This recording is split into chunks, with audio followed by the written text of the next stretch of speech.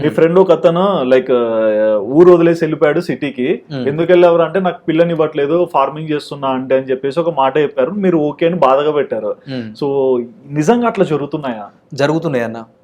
వ్యవసాయం అంటే ఊర్లో ఉన్న ఎవరైనా సరే వ్యవసాయం వద్దురా, ఇప్పుడున్న జనరేషన్ వరకే క్లోజ్ అవుతుందేమో అనిపిస్తుంది, ఒక్కొక్కసారి భయం అనిపిస్తుంది. ఓకే, ఊర్లో ఎవరు పిల్లలు కనబడరు. ఒకప్పుడు నా చిన్నతనంలో 2008, 7, 10 ఆ టైంలో నేను 8th క్లాస్ ఆ టైంలో చదువుతున్నప్పుడు అంతా ఊర్లోనే ఉండేది అన్న. ఊర్లో ఉండేది, మంచిగా రాగానే మంచి ఆటలు ఆడుకునేది, వ్యవసాయం పశువులు అవన్నీ చూసుకునేది. కానీ ఇప్పుడు ఊర్లలో ఎవరు కనబడతలేరు. నా ఏజ్ వాళ్ళు ఎంతో మంది ఒక్కొక్క ఏజ్ కంటిన్యూ అవ్వకుండా వస్తుంటే అందరు ఊర్లోనే ఉండేది.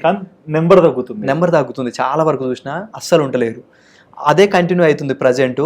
వ్యవసాయంలో అంటే ఇంట్లో నుంచితో పాటు బయట ఏడ కనబడ్డాగినా వ్యవసాయం ఎందుకురా, పోయేదన్నా పని చేసుకోరి హైదరాబాద్లో, ఈ వ్యవసాయం కష్టం మీరే చూస్తారు. వ్యవసాయంలో చాలా కష్టం ఉంటుంది, కానీ అందులోనే ఆరోగ్యం ఉంటుంది. ఎగ్జాక్ట్లీ.